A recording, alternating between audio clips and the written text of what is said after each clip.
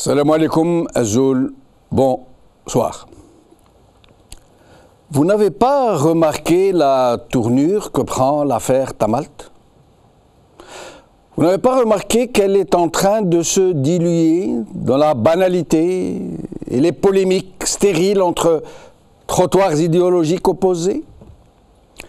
Comme d'hab, comme à chaque fois, l'affaire Tamalt, dont certains avaient pensé que c'était l'affaire de trop, qui allait mettre le feu aux poudres, est en train de se diluer doucement et sûrement dans la grisaille des chroniques routinières.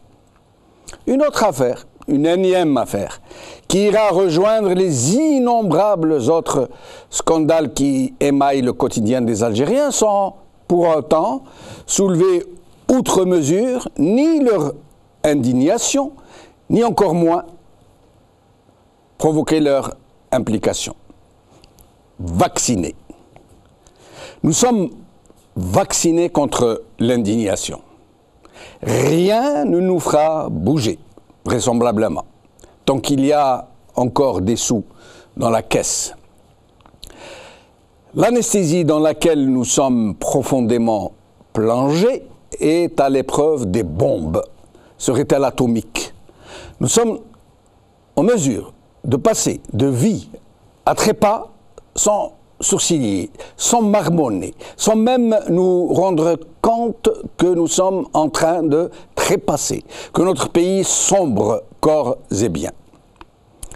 Pourtant, l'affaire Tamalt, la tragédie Tamalt, l'assassinat de Tamalt aurait provoqué une immense lame de fond dans n'importe quelle autre société normalement constituée.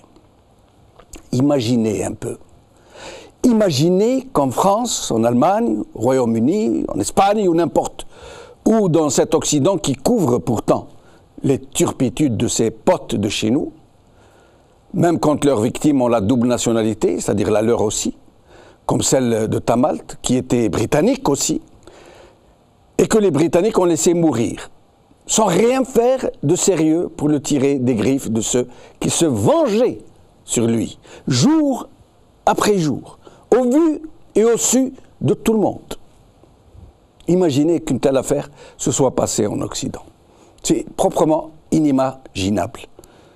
Alors, pour ceux de nos téléspectateurs qui ne la connaissent pas, ou pas suffisamment, qu'est-ce que cette affaire Tamalt?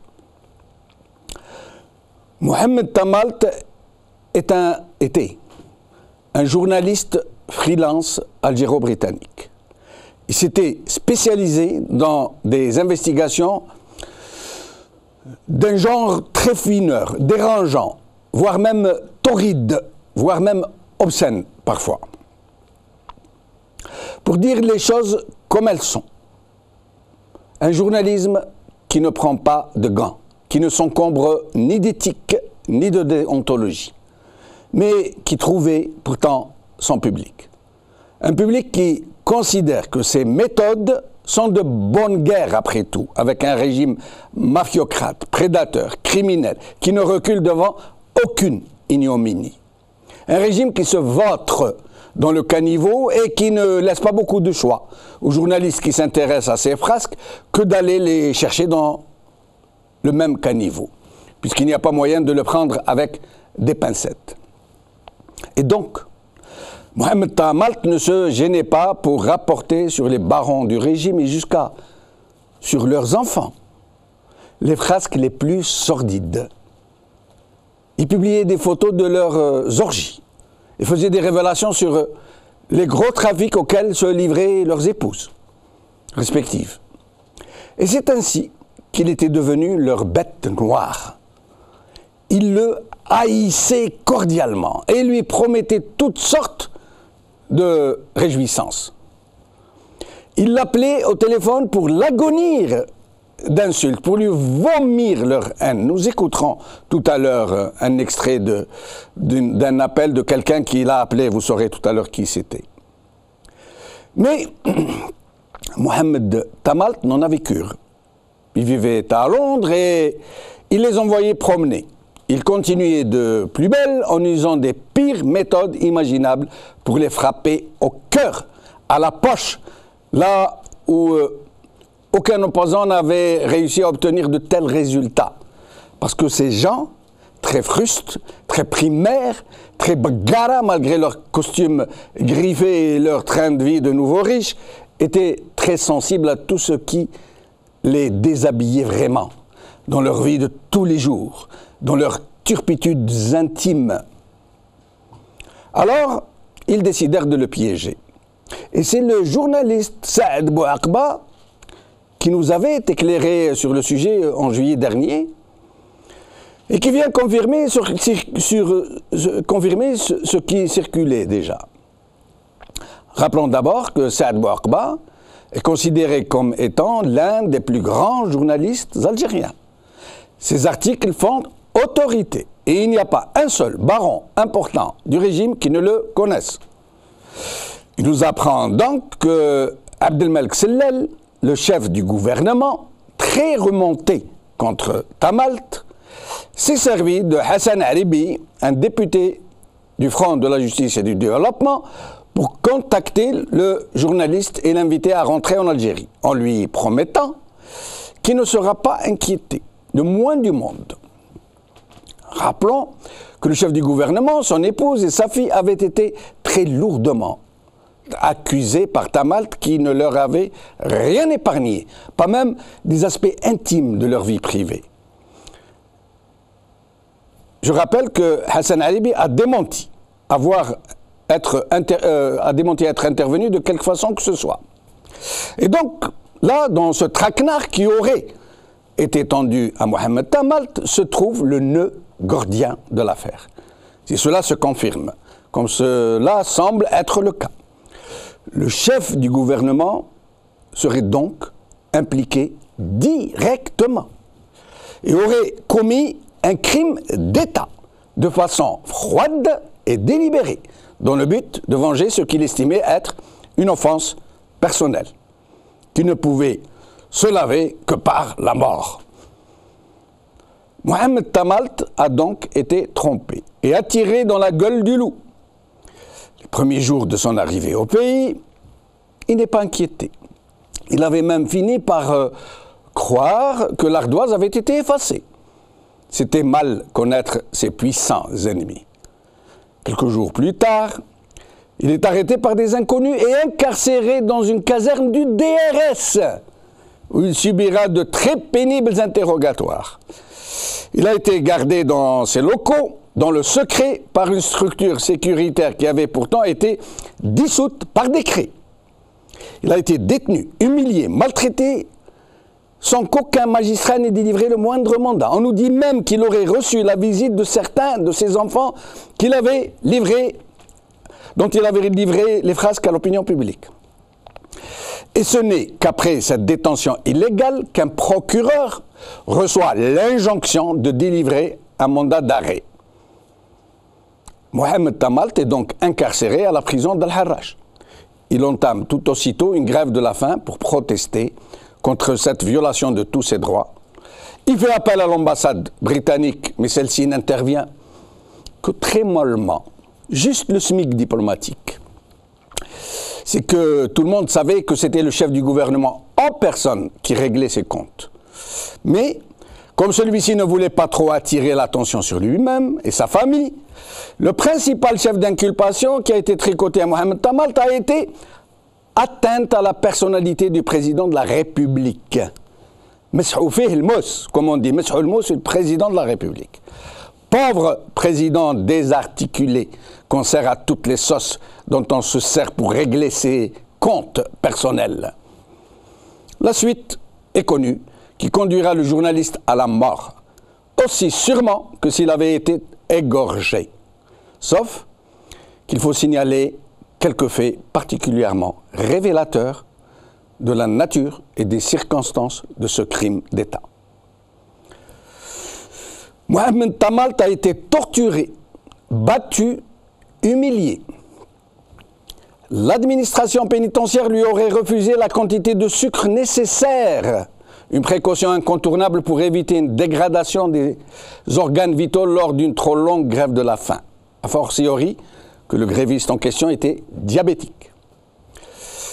Pendant les premiers jours de sa détention, ses geôliers lui ont passé ses ennemis au téléphone, dont des ennemis à un très haut niveau de l'État, qui lui auraient demandé ce qu'il pensait de son nouvel hôtel et des services qui lui étaient assurés. Parmi les mauvais traitements dont il a été victime, il a reçu un coup très violent à la tête, qui a nécessité plusieurs points de suture. Le directeur de la prison a déclaré que cette cicatrice était celle d'une intervention chirurgicale que le prisonnier aurait subie à la suite d'un AVC. Tiens donc.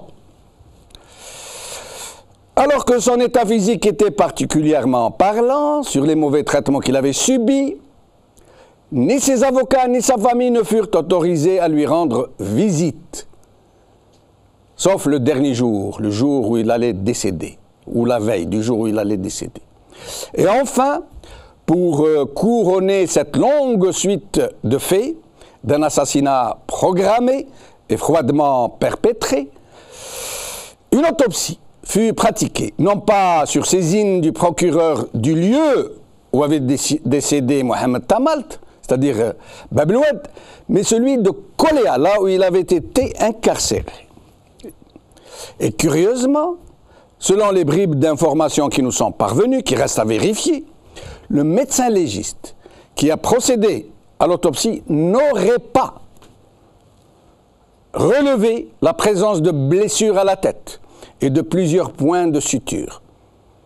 Ce qui, si cette information se confirme, démontrerait la volonté du pouvoir de maquiller le crime d'État en décès dû à une grève de la faim prolongée. Aujourd'hui. Le Monde. La mort du journaliste Mohamed Tamalt aurait pu être évitée par Charlotte Bozonnet. RFI, Algérie. Mort en prison du journaliste Mohamed Tamalt par RFI.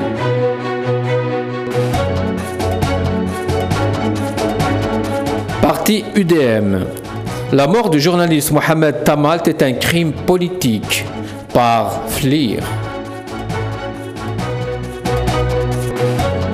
Affaire Tamalt, le traquenard, c'est le titre de notre émission d'aujourd'hui et j'ai le plaisir donc pour en parler de recevoir sur le plateau Iskandar Debech, défenseur des droits de l'homme. Merci Iskandar d'être avec nous. Bonjour.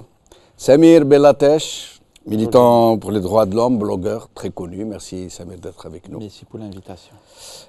Au téléphone depuis Alger, nous aurons donc Sofiane Gilali, président de Gil Jadid, Abdelkader Tamalt, le frère de la victime, Abdou Sammar, rédacteur en chef d'Algérie Focus. Et nous allons commencer par Abdelkader Tamalt. Merci d'avoir accepté notre invitation, Abdelkader Tamalt. اخويا ربي يعيش بارك الله فيكم ويعطيكم الصحه الوقفه اللي واقفين مع محمد اخويا جورناليست خدلوه ما حوجوش عليه ما تفعلوش عليه بارك الله فيكم يعطيكم الصحه بلا مزيه واقفين معكم بلا مزيه لا الله يحفظكم بارك الله فيك. قل لي يا سي عبد القادر واش الوالده واش راهي الوالده درك؟ صبر ربي سبحانه تقبلت الاب ما تقبلاتوش مليح ما تقبلاتوش غير ديفيسيلمون. وي غادها وليدها ما شافتوش كان في مرحله اللي ما خليناهاش تشوفوا ما قدروش تشوفوا. ما لما جابوا النعش تاعو للدار جابوا شافته ولا ما شافتوش؟ وين؟ قدرت تشوفوا كان مكفن وشافوه يعني وعدوا كي كان في الدار. نعم كي كان في الدار شافت وجهه كان في الدار كي دخلنا غسلناه شافت وجهه. بصح كي كان في السبيطار ما قدرناش نقول لها بلي داو في الكوما. الواحد شوفوا باسكو ما كانش ينشاف كان في الحاله اللي كان فاقد غيبوبه كان نقدروا نقولوا شبه ميت كان جثه هامده. انت شفته عبد القادر نهار قبل ما يتوفى؟ لا شفته 8 ايام قبل ما يتوفى. 8 ايام ايوه. لا لا 12 يوم 12 يوم اكثر كل ما يتم 12 يوم. ثم زدت شفت ومن بعد زدت شفتوا ولا ما زدت شفتوا من بعد؟ ومن بعد ما شفتوا كاع باسكو ما كانش يعطونا زياره، يعطونا زياره مره 15 يوم. ايوه. حتى كي كان في الكوما، حتى كي كان في الكوما، حتى كي كان في الكوما ما عطاوكمش لوتوريزاسيون. ما عطاوناش لوتوريزاسيون، عطاونا بالوا تاع حبيش، راك تشوف محبوس وانا في الحكومه كان الله يرحمه كان ميت. انت واحد ميت تروح تشوفه مره في 15 يوم، ما يسمعك ما يهضر معك ما يشوفك ما. احنا ديموندينا عيادة المريض ما قبلناش بها، ومن بعد كي اسسنا عيادة المريض منعونا زياره بتاتا، حتى من بعد وزير العدل هدر قال لك بلي ماناش مانعين زياره باش قدروا كي شافوا بلي وزير العدل هدر باقي منع الزياره باش عطاوني بيرمي. خلوني مده شهر 20 يوم ما قدرتش نشوف خويا. ولا عليا زياره. والضربه هذه اللي في راسه يحكيوا عليها كامل، يقول لك عنده ضربه في راسه دي بوان دو سوتور. ضربه في راسه. انا شوف نهار دخلت نشوف خويا مع شفتو زوج زيارات في الكوما الاولين ما قدرتش نشوف راسو باسكو كان راسو مغلف. من عام ما حاولوش، طليت في راسو لقيت عنده ضربه على مستوى الراس مخيطه جايه على مستوى الدائريه جايه فيها واحد 7 سنتيم. وهما كيف يبروا هذا الجرح هذا اللي في راسه كيف يقولوا عليه؟ معليش انا كي سقسيت الطبيبه تما قلت لها في هذيك المومو دايش ديكوفريت هذيك الضربه، قلت لها واش الاصابه اللي في راسه الخيط اللي في راسه ويدات خيط يبان. قالت لي ورا الخيط، قالت لي ما كان حتى خيط. قلت لها سولي الحكيمه، قلت لها نفرق بين الخيط ونفرق بين شعر، قلت لها هذا خيط. قالت لي ما نقول لك دوكا ومن بعد نقول لك الا تهرب مني. ومن بعد الديريكتور تاع السبيطار قال سيت اون اوبيراسيون درناها باش دار له ان في سي. هو يقول سي اوبيراسيون. احنا واش قلنا؟ احنا ديموندينا يعطونا ملف طبي. واش داروا له؟ السكانر تاعو لي زاناليز تاعو واش داروا له؟ ما عطاوهمناش. لو رابور دوتوبسي تاع الطبيب لو ليجيست اللي شافوا في مايو، اسكو عطاوكم التحاليل؟ عطاوكم ما حتى وثيقه واش داروا ما على بالنا حتى تشكى واش كاين. واسك عبد القادر طملت، حنا سمعنا باللي لما كانوا يعذبوا فيه قبل ما يدخلوه للحبس جابوا له اولاد هذا الناس اللي كان يكتب عليهم، جابوهم له باش يتشفاو فيه، ثم لما دوه للحبس قالوا لنا باللي عقبوا له في التليفون مسؤول كبير قال له واش عجبك الوطن اللي راك فيه ولا؟ اسك تقدر تاكد لنا هذه الهضره ولا مجرد كلام؟ انا هذه الهضره هذه شوف باش ناكدها لك شوف ما سمعتهاش. داكور. انا واش سمعت؟ انا راح شفت خويا قال لي تهدد عليا مسؤول تماك في الحبس، قالوا دوك ينساوك شوف واش يصرا فيك. تهدد عليه ما كان حبوا يوكلوه الدراع ما حبش ياكلهم، حماو عليه خنقوه باش يوكلوه الدراع. وفي الجلسه نهار دازت عند قاضي عند القاضي قال له باللي راني تهدوا عليا وحاولوا يضربوني وراني نشتكي بفلان وفلان وفلان. قالوا نفتحوا تحقيق، قالوا جميع واحد تهدى عليك نحاسبوا. ما حاسبوا ما فتحوا تحقيق. والزياره الاخرى اللي زرتوا فيها قال لي اشتكالي باللي راهم يهدوه تماك في الحبس، قالوا له ينساوك شوفوا واش يصرا بك. انا مور هذيك الزياره 3 ايام وراها سمعت بلي دخل كوما. وهذه الهضره تاع السكر اللي كانوا ما يعطيوهاش السكر صح ولا مجرد كلام؟ السكر انا هو في فمو قال لي ما نقبلش السكر تاعهم ومانيش ناكل السكر. ومن بعد قلت له اسكو راهم يجيبوا له هو؟ قال لي انا ما نقبلش ولا ما يجيبوليش. ثم هو اللي رفض السكر ما حبش. انا هو دار جراف ديفاس ما دار جراف ديفاس واش كاين؟ ما قبلش ياكل السكر. هو كان قناعته كانت هكذايا. بصح احنا هما يجيبوا له ما يجيبوا له السكر يسيو. انا لحقت خويا العزيز الزياره اللي خلينا شفتو فيها دخلت قعدت نستنى فيه 2 سوايع باش جابوه لي. ومن بعد كي جابوه جا لي واحد مسؤول تماك في الحبس. واش قال لي خوك بدا كراف ديفا راهو يعذب فيه راهو. اخويا اخي كريم ما يجيبش نقدر نحبس لا كراف ديفا تاعو هذه. نعم. قعد معنا عبد القادر طملت. اسمح لي نكمل لك هذه النقطة هذه. تفضل. انا عاد نحبس كراف ديفا. واش داروا لي خويا العزيز؟ نعم. هدرت معاه 2 دقائق ولا 5 دقائق عطاو لي لابال.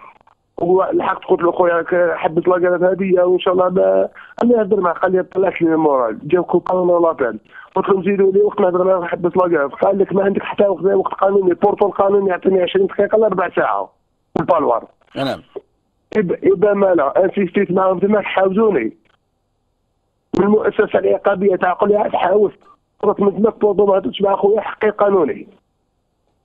ومن بعد كي عاودت باش نديموندي زياره خاصه غادي يتماطلوا حتى دخل الكوما. كنا تقدمت بطالب لمجلس القضاء بزياره نقنع خويا حتى تلاقى قصد قنعوا باش حبس كاع الديفان تاعو في البلاصه. مي ومن بعد اخويا قعدوا يتماطلوا عليه حتى دخل الكوما. ولي زافوكا تاعو كانوا عندهم تسريع باش يشوفوه ولا لا؟ وين في الحبس ولا في المستشفى؟ في الحبس وفي المستشفى. شوف في الحبس خويا كانوا عندهم شافوه في التحمر ما كسروش ما زادوش شافوه. ومن بعد في المستشفى ديمونداو باش يشوفوه ما عطاولهمش حق الزياره وقتاش عطاولهم حق الزياره حتى المره الاخرى هذه كي مور الوزير العدل كي قال ماناش مانعينهم باش عطاولهم حق الزياره شافوه خطره استاذ بشير المشري وسيدو ما شافوش. اقعد معنا عبد القادر تمالت. Soufiane Gilali, merci d'être avec nous. C'est moi qui vous remercie. Merci. Alors, voilà, beaucoup de nos compatriotes pensent qu'il est tout à fait normal, à la limite, que lorsqu'on attente à la dignité d'une personnalité politique ou encore plus à la personnalité du président de la République, il est normal qu'on aille en prison. Ils ne savent pas qu'en Europe, par exemple, en France, en Allemagne, en Espagne et partout dans le monde, vous pourriez dire tout ce que vous voulez, accuser le président de tous les travers possibles et imaginables, le traiter de tous les noms d'oiseaux, lui manquer de respect, ça ne peut aller que dans le civil. Il n'y a pas de poursuite pénale. Et il est donc même pas envisageable de le faire convoquer dans un commissariat. Et donc beaucoup de gens, y compris un journaliste dont j'ai lu les écrits sur Facebook, estiment que oui, s'est exposé, il a insulté la personnalité du président, c'est donc normal qu'il paye. Qu'est-ce que vous pourriez nous dire sur ça, Soufiane Gilali? Écoutez, tout d'abord, le pouvoir n'a pas cessé de dire qu'il était là pour défendre la liberté d'expression et que, avec la nouvelle constitution, les journalistes n'iraient plus jamais en prison. Or, les faits viennent juste de démontrer l'inverse.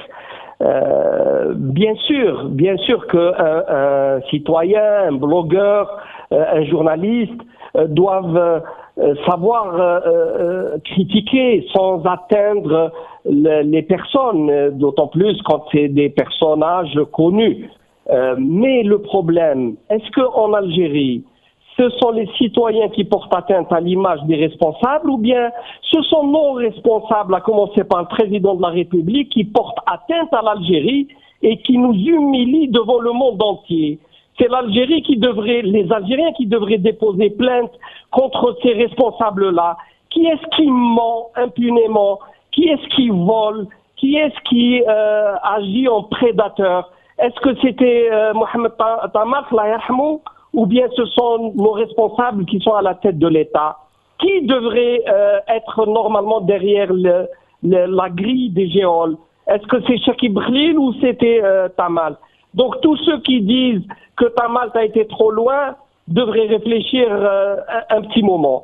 Oui, peut-être qu'il a été loin, mais il n'a jamais été aussi loin qu'ont été ces responsables-là. Et puisque vous me donnez l'occasion, et j'en parlerai de façon très, très rapide, j'aimerais interpeller directement M. Loh, qui est ministre de la Justice. Je vais lui dire que quand vous étiez dans une position de faiblesse, en 1998, vous étiez à la tête du syndicat des magistrats et vous aviez des problèmes en ce temps-là avec M. Bettin, le général Bettin, et M. Edemi, qui était ministre de la Justice. Vous faisiez le tour des partis d'opposition. Je vous avais reçu en ce temps-là, en 1998, j'étais secrétaire général d'un parti, et vous étiez là tout penaud. Vous vous plaignez parce que les grands vous agissez mal avec vous. Mais maintenant, c'est juste l'inverse. Vous êtes devenu arrogant. Vous n'avez plus le sentiment humain. Vous êtes cynique et vous défendez justement ceux qui sont contre les droits. Mais vous savez, l'histoire, la route de l'histoire peut tourner. Et de là où vous êtes venu, vous pourrez y retourner très vite. Et à ce moment-là, vous ne nous trouverez pas à vos côtés pour vous soutenir, tout au contraire. Restez avec nous, Soufiane Djilali. Samir Bellateche, que vous inspire donc cette grosse tragédie, hein, il n'y a pas d'autre mot.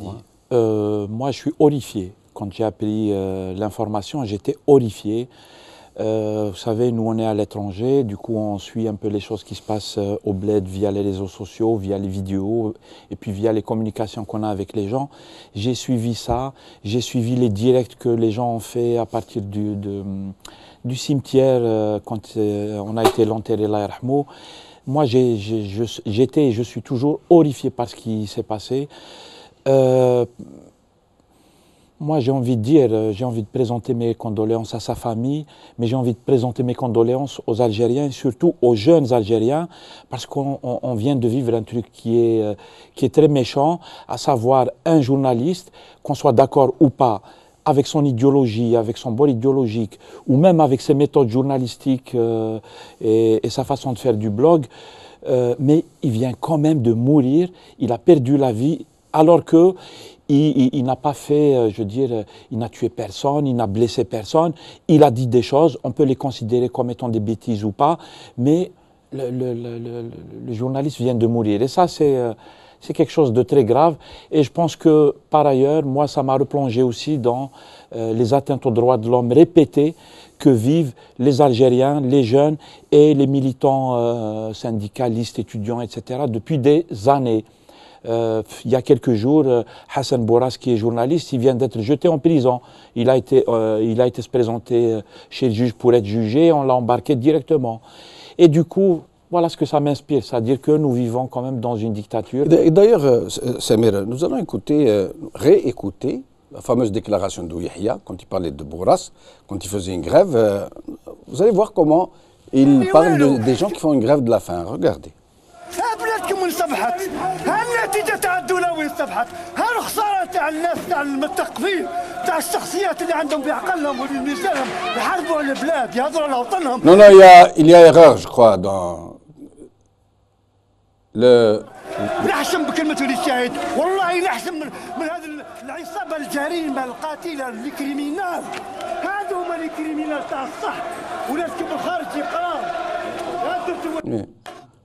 استمتعوا بها وانشروها. Non, pardon, je me permets d'interrompre. Ce n'est pas l'extrait que j'ai demandé. Là, c'est notre extrait. J'aimerais que nous passe l'extrait de Yahya, quand il parle de la grève de la faim de Bourras. نعطيك مثال قناة تاع عدو مغاربية تنشط هنايا صحافيها حكموه قضائيا في البيض الناس يقول لك داير اضراب على الطعام يدير يضرب على الطعام على روحه يدير يضرب على الطعام على روحه يدير يضرب على الطعام على روحه عندنا حق ندافع على دارنا اسكندر دباش يدير يضرب على الطعام على روحه. Ça veut dire qu'il crève. Ça veut dire qu'il peut crever, il peut mourir. Voilà. Aucun sentiment, aucune empathie, rien. Ça sent le crime d'État. Ça sent le crime d'État. J'étais abasourdi par l'annonce de la mort de Mohamed Tamalt. J'en étais vraiment abasourdi. Donc, sans rentrer dans les autres considérations, il a une blessure à la tête, ou il a été malmené, ou l'a maltraité, sans entrer dans des considérations qu'on ne peut pas étayer. On prend rien que le fait qu'on l'ait laissé faire la grève de la faim sans accéder à sa demande, parce que quelqu'un qui est incarcéré, qui entame une grève de la faim, ça veut dire quoi? Ça veut dire qu'il demande à être entendu. Il demande à être entendu et il demande... Est-ce qu'on respecte ses droits? Est-ce qu'on respecte ses droits et d'être traduit devant un tribunal équitable, oui. Son droit à un procès équitable. Et là, il n'y a rien eu. Et on l'a laissé mourir. Et déjà, ça, rien que ça est qualifié d'un crime d'État. Et au-delà du crime d'État, c'est une agression contre la société civile. Vous voyez ce que je veux dire? C'est une agression contre la société civile. Plus que... Bouarba, le journaliste Bouarba, rapporte qu'il a été piégé. Ça veut dire qu'on l'a attiré en lui promettant qu'il lui arrivera rien pour le faire rentrer en Algérie. Parce que lui, il était à Londres, il était décidé à ne pas rentrer. Et alors là, on lui a fait miroiter la possibilité que toute l'ardoise a été effacée, qu'il pouvait rentrer. Ça veut dire que c'est là où l'opération devient réellement délibérée. Ça veut dire que c'est réellement, on a voulu le tuer, on a cherché à l'attirer dans la gueule du loup, et on a obtenu ce qu'on voulait. Vous savez où est-ce qu'on voyait ça? On voyait ça dans le feuilleton, le parrain, du parrain, c'est-à-dire des films sur la mafia. C'est le baiser de la mort mafieux. On attire quelqu'un, on l'invite, on le traite comme un frère, et puis on lui donne, on l'achève par un coup de poignard dans le dos.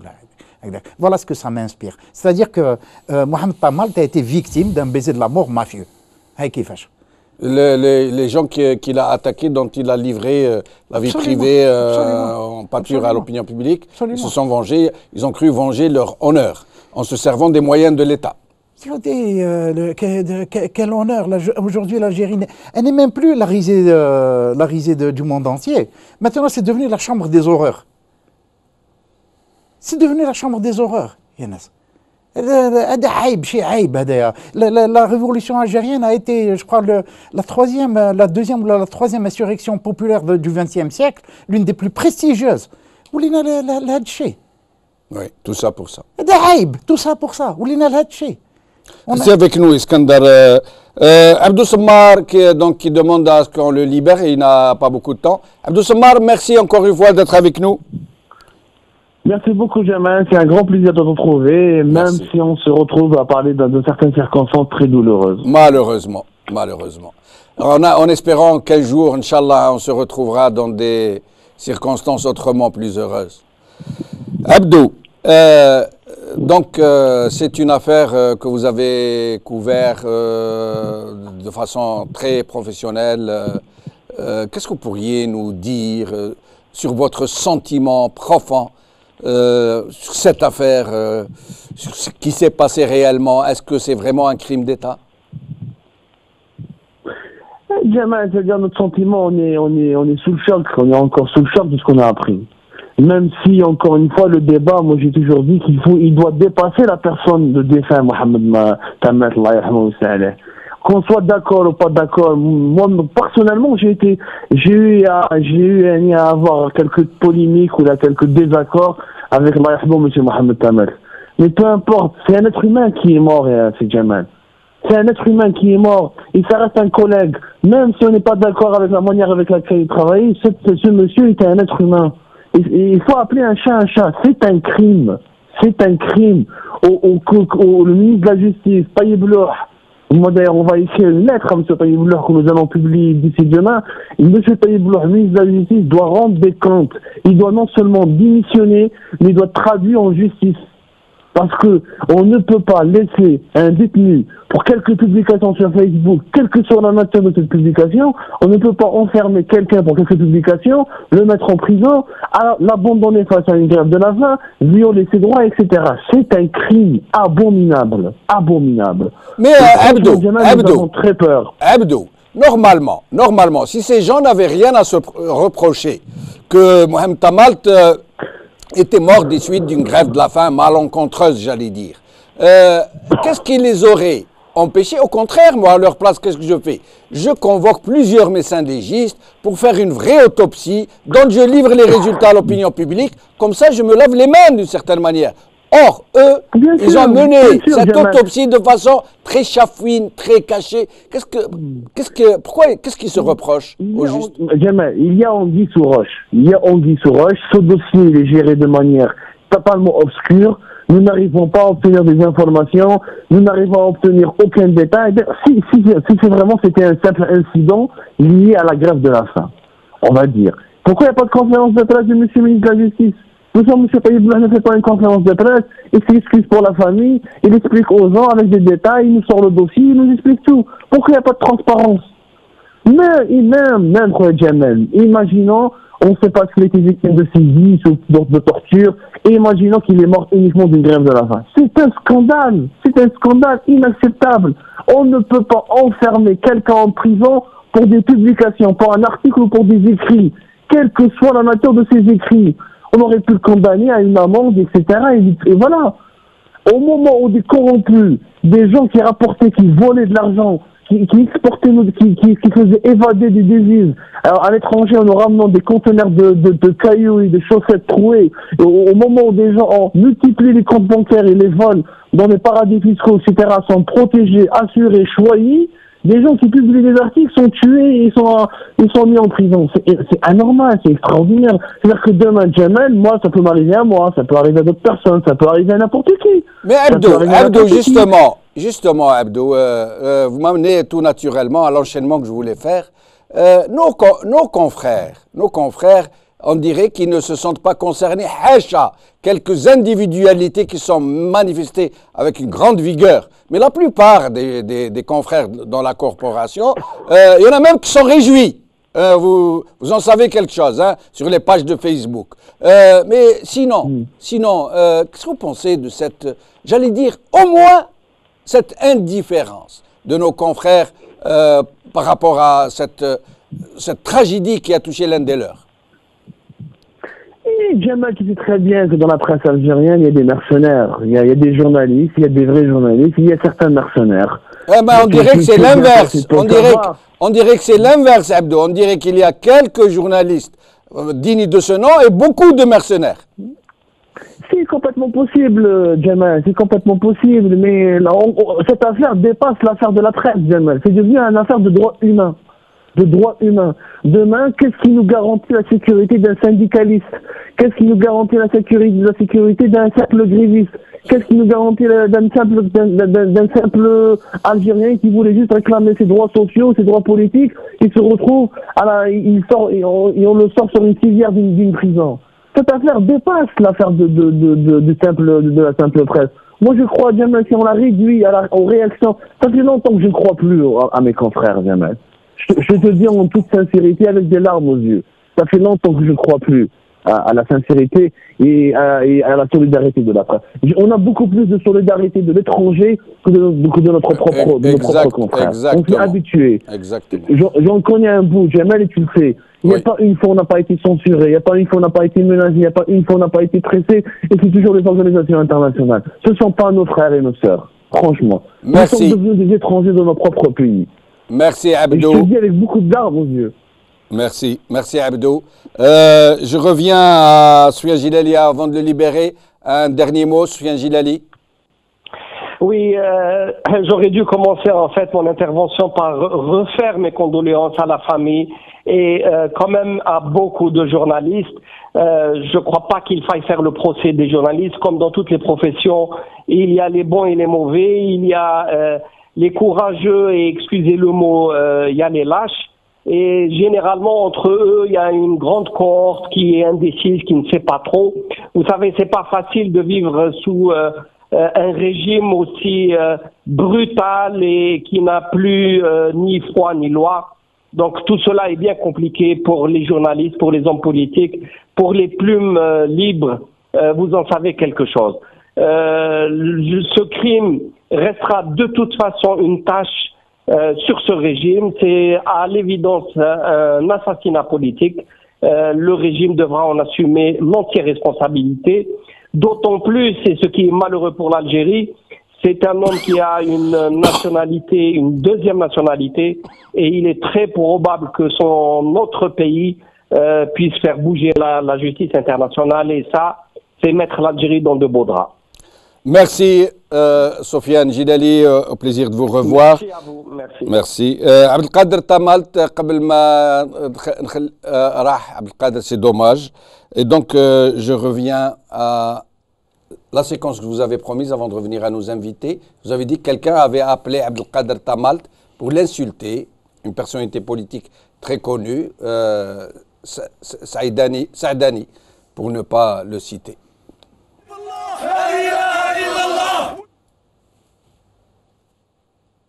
الرسالة الصوتية التي تركها عمار سعداني الدرابكي البومبيست، استمتعوا بها وانشروها لكي يعرف الناس مستوى هذا الوضيع. 10:27 p.m. اسمعني يا كلب يدي الكلبة باش تهز نفس الخير أنا صمعني وهي توصف هي مش مشاركة البلاد تدخل هنا وتقابل الولاد وأخير كلمة وخير. End of message.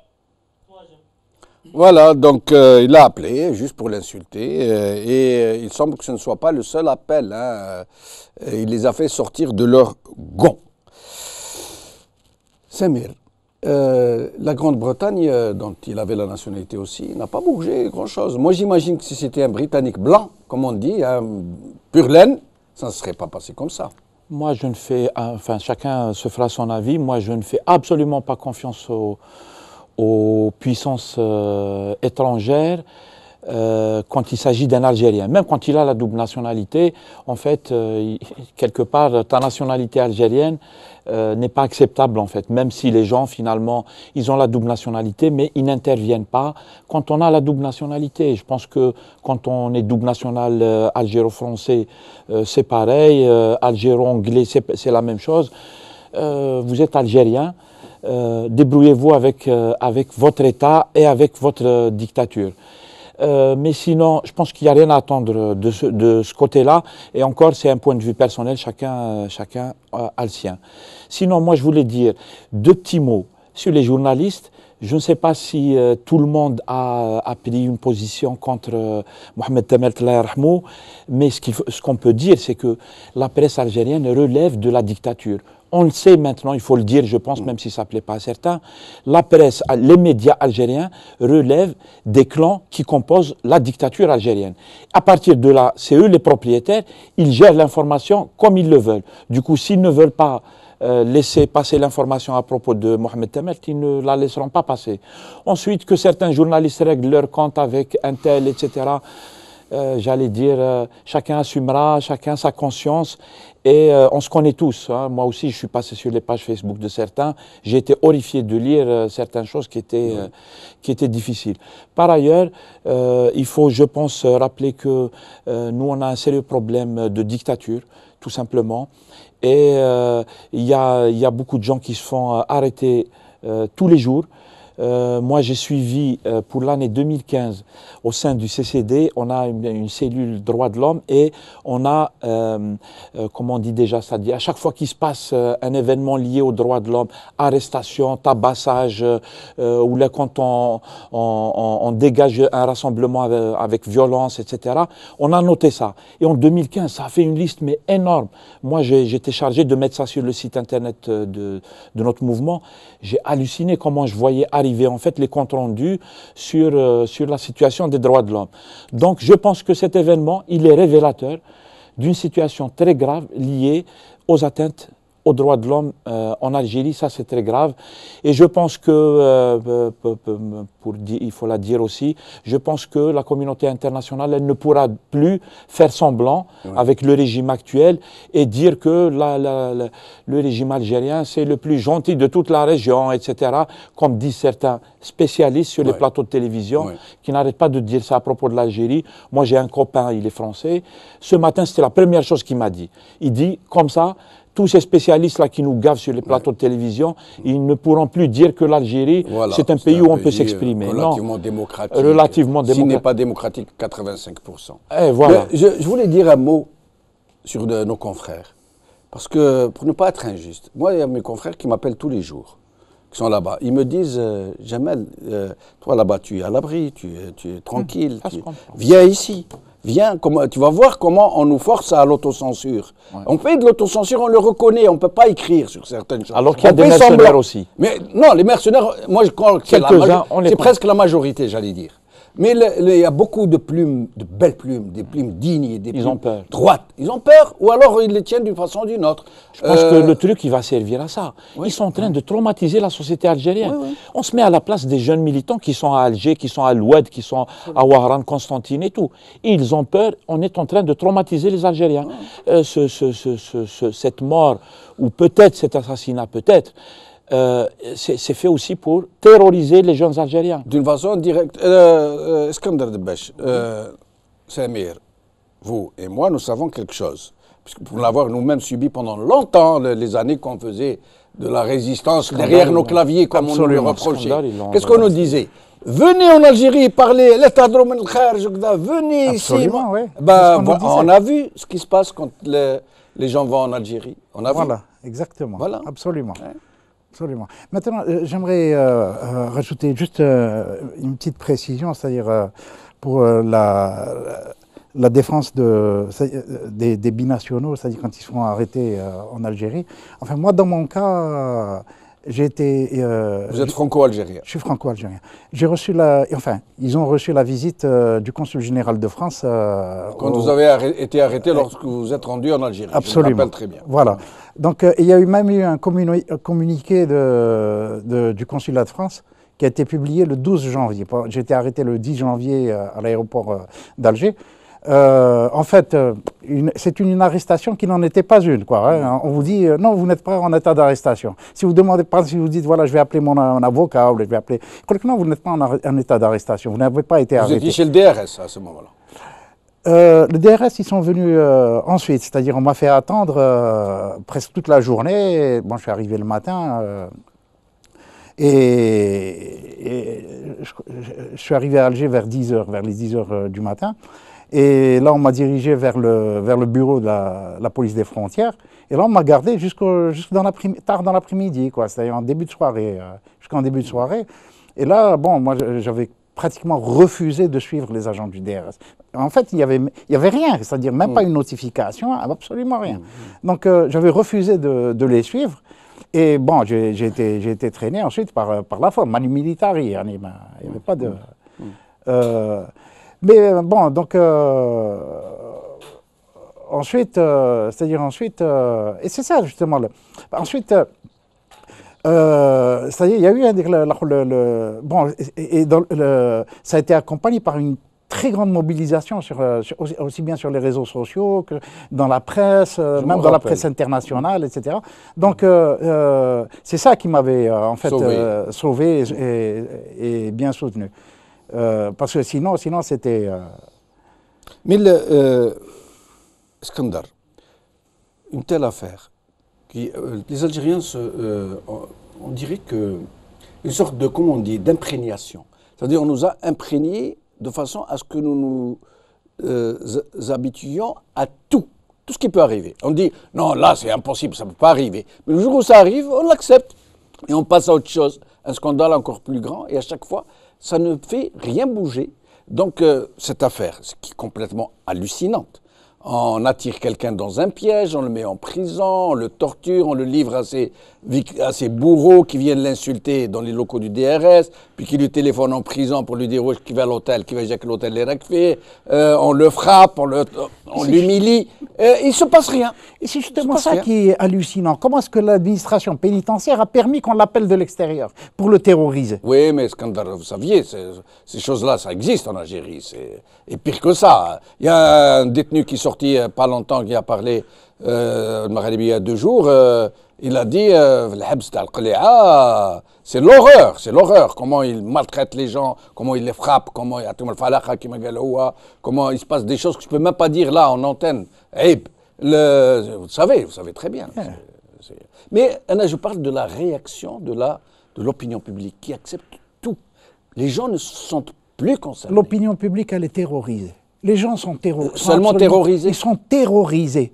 J'ai vu dans le quartier, dans le quartier où j'ai grandi après 62, c'est-à-dire la Scala à El Bia, des jeunes, c'est-à-dire des gens du quartier avec qui je suis allé à l'école, et qui me connaissaient très bien. Ils étaient très contents de me voir sur le coup. Et puis tout de suite après, ils détournaient le regard, ils devenaient un peu plus... Quand ils ont vu que vous avez été appréhendé par le... Vous êtes devenu suspect, du coup, compromettant. Du coup, ça y est, je suis devenu compromettant. Ma présence n'était pas souhaitée dans le quartier. Et par leur mimique, ils me l'ont presque fait savoir, quoi. Mais ça signifie quoi? Que nous pourrions retourner vers des choses qui ne sont pas très souhaitables, vers... C'est le saut dans l'inconnu. Hein. Moi, j'ai peur pour l'Algérie. Franchement, j'ai peur pour l'Algérie. C'est le saut dans l'inconnu. On ne sait pas ce qui va se passer, ce qui est en train de se passer, ni ce qui va se passer.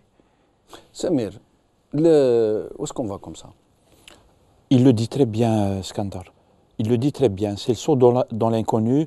Moi, je dirais que quand on voit les réactions du régime en place, comment il se comporte avec ses citoyens, avec les jeunes qui essaient de résister pacifiquement, d'une manière politique, mutahadera, etc., ce sont des signes qui sont annonciateurs de choses pas bien. On pourrait s'attendre à de la violence extrême, etc. Les Algériens, ils ont déjà été plongés dans la violence extrême il n'y a pas si longtemps que ça. On a peur que ça replonge aussi dans l'horreur, etc. En fait, le régime, on ne peut pas leur faire confiance. Par exemple, le cas de Mohamed Tamelt, j'ai suivi les comptes rendus des avocats. Ils disaient que, parce que la loi, en fait, c'est quand on a fait dans la diffamation, on n'est pas condamné à de la prison ferme, mais à une peine civile, voilà, des amendes, etc. Et quand ils l'ont chopé, ils l'ont mis devant le juge, à la dernière minute, hop, on a requalifié les chefs d'inculpation pour introduire quelque chose qui permet de le mettre en prison. Ce n'est pas un journaliste, c'est un citoyen qui a attaqué la personnalité du président qui est quasiment sacré, qu'on ne peut pas... et d'autres fonctionnaires, les autres... Voilà, ils nous ont fait honte à l'échelle internationale parce que là, le monde entier est en train d'observer ça. Et donc, on ne peut pas... C'est un état de non-droit. Et finalement, en fait, si on doit faire quelque chose, qu'est-ce qu'on doit faire? Nous, c'est ce qu'on fait depuis un moment. On fait appel aux Algériens pour qu'on change ce régime, pour qu'on mette en place un système politique qui soit démocratique, un système politique qui relève d'un état de droit. Il faut que la justice soit indépendante, il faut que les institutions de l'État soient respectables, il faut qu'on en finisse avec la justice du téléphone. C'est clairement ce qui s'est passé dans son cas. Où est-ce qu'il est passé ce déclic qui fait que chaque membre de la société se solidarise de fait quand quelqu'un d'autre est atteint? Pourquoi ils attendent à chaque fois que ça tombe sur eux pour se sentir concernés? Je pense que quand ça tombe sur les autres, ça peut tomber sur eux. Je suis tout à fait d'accord. Moi, je passe mes journées sur Facebook à dire aux gens qu'il faut être solidaire, etc. Et non, moi, je rejoins complètement Skandar quand il dit que les Algériens sont traumatisés. Je pense que ce n'est pas juste des paroles en l'air. Et comment en sortir? Quand les gens, ils ont peur, quand les parents, ils ont peur pour leurs enfants, etc., c'est quelque chose. Hein. Nous, on le vit parce qu'on est très solidaire avec nos concitoyens de là-bas, mais il faut être là-bas. Comme quand tu as affaire aux gendarmes, à la police, certains sont très respectables, d'autres sont très violents et tout. Quand on t'embarque, ils te maltraitent, etc. Donc les gens, ils ont peur. Par ailleurs, il y a eu un cumul aussi, j'allais dire, d'échecs politiques de l'élite. C'est-à-dire on a tellement fait de mal du point de vue politique que maintenant, c'est très difficile de reconstituer tout ça. Le régime en place, il a travaillé au corps la société politique algérienne et la société civile. Il a tout déstructuré, etc. C'est très difficile de reconstruire dans ce genre de situation. Et j'ai l'impression que même lui va bientôt le regretter. Absolument. Parce qu'il a coupé tous les ponts qui auraient pu lui permettre d'aller vers une transition plutôt que vers une situation de violence. Absolument. Nous allons prendre Abdelkader Tamalt que nous retrouvons. Abdelkader, ما هما طلبات العائلة التمنيات تاعكم؟ qu'est-ce que vous espérez؟ qu'est-ce que vous allez entreprendre؟ واش راح ديروا؟ واش تطلبوا من الشعب الجزائري ومن المجتمع المدني باش يوقف معكم؟ احنا طلبات العائلة ان شاء الله. وشنو هي؟ السيد اللي اصاب خويا هو يتحاسب، اللي خاصو باصابه يتحاسب. دوك اذا كانت مؤسسه عقابيه وضربوه، اللي ضربوه يتحاسب، ولا طاح ماشي حق عليهم يطيح عندهم، هم مسؤولين عليه، يتحاسب اللي طاح على طيحه يطيح لهم. والطلبات على العائله يا اخي، هذا السيد هذا اللي ضرب واحد يتعاقب. حنا محمد خويا هو نهار جا هنايا عم بالو مش عارف انا، عم بالو يقابلوا العدل، يقال هنا العدل، ما صارش العدل. والسفارة البريطانية ما اتصلتش بكم؟ السفارة البريطانية اتصلوا بنا مي ما داروا والو. احنا اليوم هذا ديموندينا في التحقيق، قلنا لهم لا ما شفناش حاجة شغل المسابقة، ما عرفنا. قال داروا كاش حاجة. محمد عنده افوكا في لندن، الافوكا هذاك معيط ما حوس ما بان والو، ما كيحتاج داز. ولا انتم كما درتوا اون اكسيون جيستيس ما تاكيتوش النظام هذا في العداله، ولو على بالكم اللي العداله تحمى على كل حال، ولكن نو سيريس كو بور لو جيست ما درتوش اون اكسيون جيستيس؟ لا احنا درنا، احنا ديموندينا التحقيق، حطينا شكاوي، حطينا اسمها ديموندينا باش يفتحوا تحقيق باش ما كان حتى حاجه جديده. لا اسكو فوز افي بورتي بلانت؟ اسكو يعني كيف يقولوا بالعربيه وضعتوا شكوى، رفعتوا الشكوى؟ اسكو رفعتوا شكوى ضد النظام هذا؟ ضد مجهول نقولوا، ضد اكس كونتر اكس؟ لا ما رفعناش كونتر اكس، حنا رفعنا شكوى رفعناها ضد المؤسسه العقابيه اللي كان فيها. ايوا طيب. وهذه الخطره هذه باننا نرفعوا شكوى ضد الطاقم الطبي اللي كان عند سيد محمد الميدسان ايكال تاع مايو، واللي الميدسان اللي كانوا شايلين باسكو هما لا الشكوى الاولى اللي درتوها كي شفتوا باللي مضروب في راسه، واش كانوا الاجراءات اللي جات من بعدها؟ ما كان حنا نداونا، عيطونا المحكمه تاع قليعه، سمعنا وكيل الجمهوريه، هي عند ربي تعامل معنا بكل احترام، داني محضر سامع، قال لي واش تطلب؟ قلت له نطلب باش انا خويا اللي ضرب خويا يتعاقب، وتعطوني الملف الطبي تاعو. الملف الطبي ما عطاوهناش، دوك مازال ما شفناش، وباش عرف دوك انا في الوقت هذا ما نقول لهم اليوم الوقت مازال ما بان والو.